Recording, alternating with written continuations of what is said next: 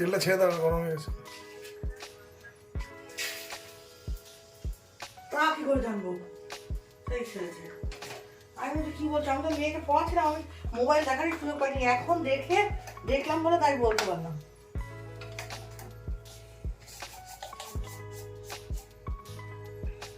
এই রাতে বেলা ডিমের ডালনা।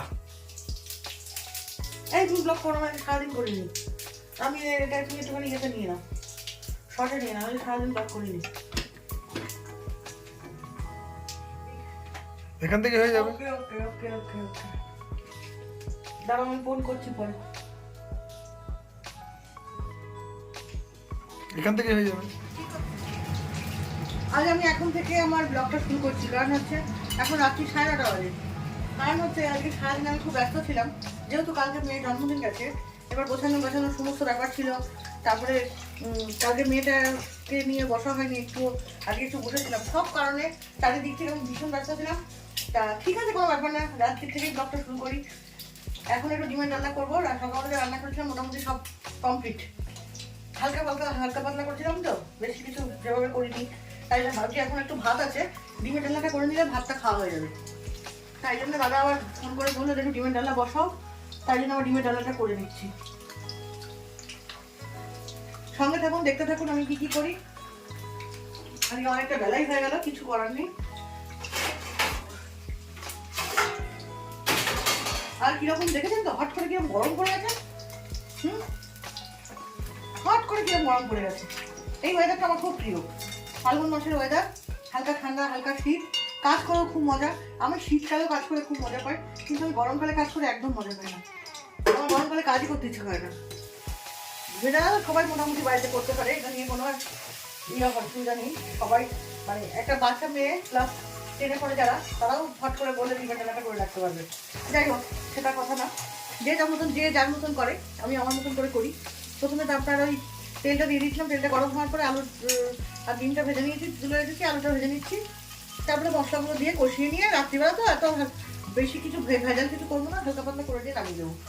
দেখতে থাকুন, আমি আমার মাঝখানে গিয়ে মেয়েটাকে একটু দেখবো। আবার ওকে পড়া দিয়ে এসছি, করতে দিয়ে এসছি। আলুটা ভেজে নিয়ে মশলাটা কষিয়ে নিয়ে তারপর ওটাতে যাবো। শুধু থেকে একটু বিশ্রামই নিচ্ছিলাম, মেয়ে আবার বেরিয়েছিল একটুখানি। বললো সেই কালকে থেকে শুরু করেছে যে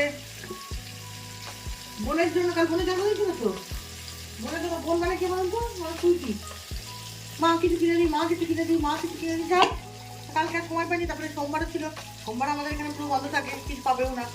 তা বললো আজকে একটু যাই। তাই আবার ও দাদার সঙ্গে গিয়ে একটা দেখলাম গলার চেন কিনে এনেছে, বেশ ভালোই লাগছে।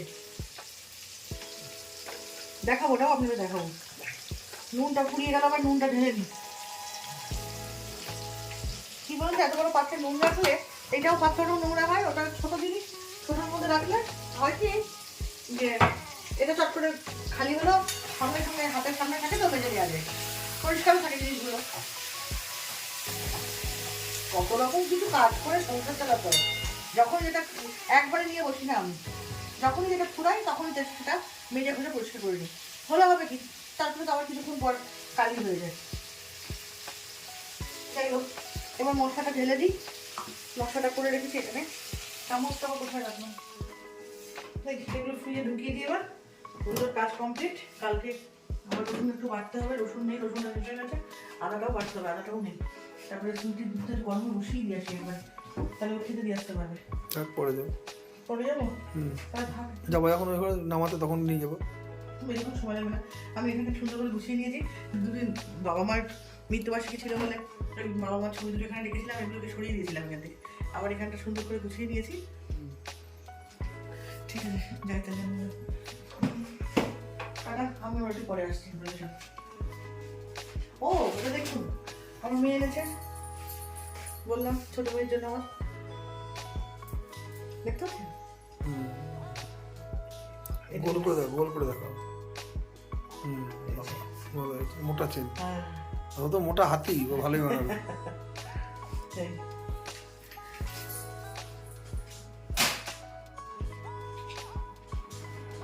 আমার মেয়ের একটা বায়না জানেন তো, জন্মদিনে ওকে এটা দিতে হবে, ঠিক করতে হবে। এখন আর এই বয়স আছে বলুন তো? অবশ্য আমাদেরও ভালো লাগে এখন, তবুও রাখার জায়গার খুব সমস্যা না। ওই জন্য এখন আর কিনে দিতে চায় না এগুলো। ঘর দোর হলে খুব সুন্দর করে সাজানো হলে তখন কিনে নেবো। যাই হোক বায়না করেছে কিনে দিয়েছি। কেউ দেখছিল আমারও খুব ভালো লাগে এইসব।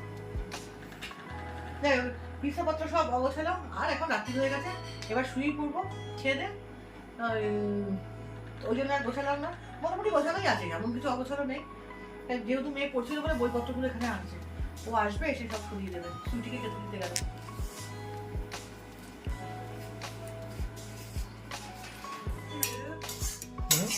হ্যাঁ তুমি কি এখনই খাবে নাকি না একটু মেয়েকে দেখে এসে তারপরে খাবে? না ঠিক আছে, তোমাদের জন্য খাওয়া দাওয়া একসাথেই খাবো। সব বার করে দাও। মনে দুধ হয়ে গেছে, সুইটি দিয়ে আসুক। হ্যাঁ আমি বড় ঘরে ছাড়ি ওকে।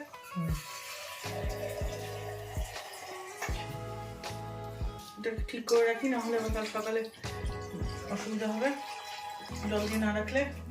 দুধ গরম হয়ে গেছে, এটাও হয়ে গেছে, ঢাকা দিয়ে রাখি। সুইটি কি দিয়ে খাবে? সুজি দুধ দিয়ে খাবে? রুটি?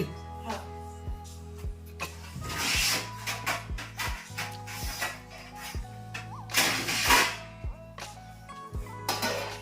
ঠিক আছে। রাত্রে শশা কিছু কাটবো না তো? না, সুইটি ভাতটা ভাতটা ফ্রিয়ে ঢুকিয়ে দেবো।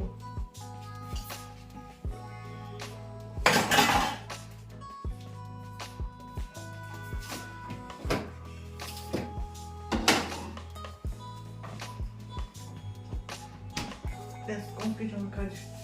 একটু হাত বলতে আলু নিয়ে রাখলাম, কাল সকালেই লাগবে। একটু আলু ছিল না, একটু আলু ছিল না, একটু হাত বলতে মেয়েকে দিয়ে নিয়ে এসে রাখলাম। মেয়েকে দিয়ে না, হ্যাঁ কি বলছো? চালতে আচার খাবে না চালতে ডাল খাবে? চালতে? না ডাল খাও, ডালই ভালো লাগবে।